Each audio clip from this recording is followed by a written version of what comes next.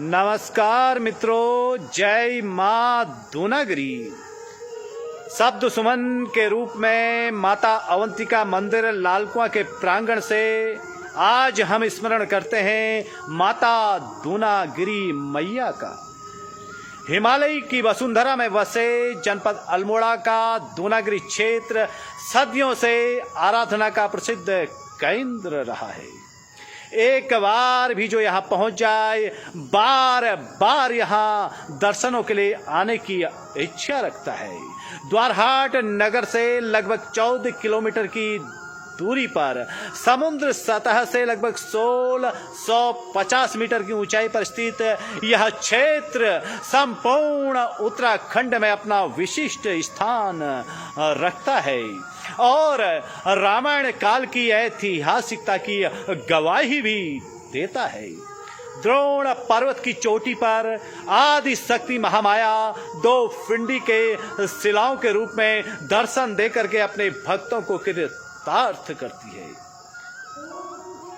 जानकार महात्मा इस शिखर को संजीवनी शिखर के नाम से भी पुकारते हैं। इन्हीं की कृपा से लक्ष्मण को संजीवनी प्राप्त हुई।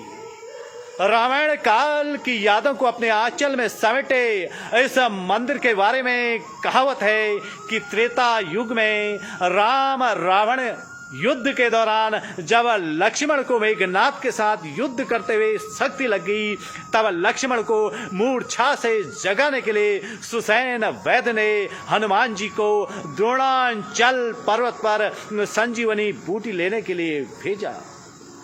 काफी प्रयासों के बाद भी वे संजीवनी को नहीं ढूंढ पाए, तो उन्होंने समूचा द्रोण पर्वत अपनी हथेली पर उठा लिया। कहा जाता है कि जब वे द्रोणांचल पर्वत को उठाकर लंका की ओर ले जा रहे थे, तब पर्वत का एक हिस्सा टूटकर इस क्षेत्र में गिर गया और तब से यह क्षेत्र द्रोणागिरी के नाम से प्रसिद्ध हो गया और कालांतर में दूनागिरी के नाम से जाना जाने लगा। दूनागिरी पर्वत के आसपास धार्मिक महत्व के अनेकों पौराणिक स्थल मौजूद हैं। यह क्षेत्र प्राकृतिक दृष्टि से काफी मन मोहक है। वनवास काल के दौरान पांडवों ने भी अपना काफी समय मां दूनागिरी के सानिध्य में व्यतीत किया। दूनागिरी से आगे पांडव खोली काफी प्रसिद्ध वो रमणीक स्थान है। भटकोट नामक पवित्र स्थल भी दूनागिरी के सामने ही स्थित है, जिसकी ऊंचाई लगभग 7066 मीटर है। यह इस क्षेत्र की सबसे ऊंची चोटी मानी जाती है। मान्यता है कि यहाँ के जंगलों में पारस पत्थर भी उपलब्ध है, जो दंत कथाओं में प्रचलित है। इस विषय में एक दंत कथा भी प्रचलित है। वर्षों पहले एक बार एक महिला लोहे की दराती से यहाँ के जंगलों में घास काट रही थी कि घास काटते काटते ही उस महिला की दराती पत्थर से टकराने के कारण सोने की होगी। खैर, बहरहाल यह किंवदंतियां यहाँ के जनमानस में काफी प्रसिद्ध हैं। दूनागिरी मंदिर में स्थित दो शिला विग्रहों को शिव व शक्ति के रूप में भी पूजा जाता है। काली व दुर्गा के रूप में भी इनकी स्तुति होती है और श्रद्धावान भक्तजन बताते हैं कि पूर्व काल में राजा सुधार देव ने दूनागिरी मंदिर में मूर्तियों की स्थापना की। जगत गुरु शंकराचार्य ने 8वीं शताब्दी में इस स्थान पर आकर देवी का पूजन किया।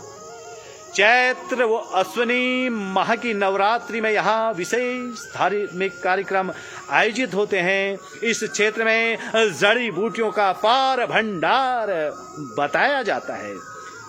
यदि जड़ी बूटियों के संरक्षण के लिए सार्थक प्रयास हो, तो यह तमाम क्षेत्र में स्थित पहाड़ियों में जड़ी बूटी लोगों को नवजीवन प्रदान करने में सहायक सिद्ध होगी। उत्तराखंड को पर्यटन के क्षेत्र में अग्रणी बनाने का दावा करने वाली वर्तमान सरकार इसके विकास के लिए क्या प्रयास करती है, यह तो देखने का विषय है। लेकिन वास्तव में इस क्षेत्र में स्थित दुर्लभ जड़ी बूटियों पर यदि शोध किया जाए तो अवश्य ही ये जड़ी बूटियां लोक कल्याण में कारगर सिद्ध होंगी। अभीष्ट सिद्धि के प्राप्ति के लिए भी यह शिखर अतुलनीय है। ते सिद्धि यान्ति वै विप्रा प्रथिता सिद्धनायके।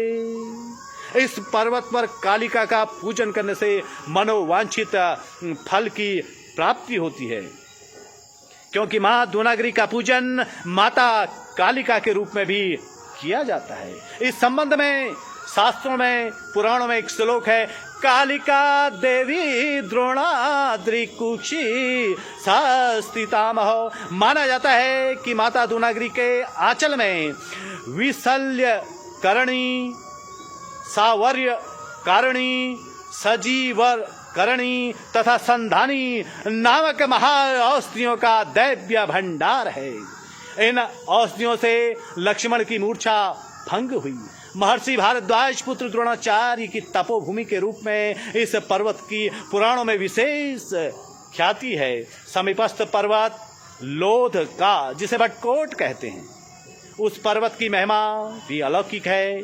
द्रोणागिरी पर्वत का महान युग, इस पर्वत पर महान युग संत भटकोटी महाराज जी के दर्शन होते हैं। उनके चरणों में मां अवंतिका दरबार से सादर प्रणाम है। जगत के कल्याण के लिए इन्होंने अपना जीवन माता दूनागिरी के चरणों में अर्पित किया है। कुल मिलाकर के नवरात्रि के पावन अवसर पर माता दूनागिरी का यह स्मरण आप सभी के लिए मंगलकारी हो, और इस स्मरण में शब्दों की जो भी त्रुटि रहेगी हो उसके लिए क्षमा याचना सहित आपका रमाकांत पंत, साथ में मंदिर अवंतिका मंदिर के पुजारी पंडित चंद्रशेखर जोशी, हम दोनों ही लोक मंगल की कामना को लेकर के आप सभी की ओर से माता दूनागिरी के चरणों में आराधना के श्रद्धा पुष्प अर्पित करते हैं। बोलिए दूनागिरी मैया की जय हो, बोलिए अवंतिका मैया की जय हो।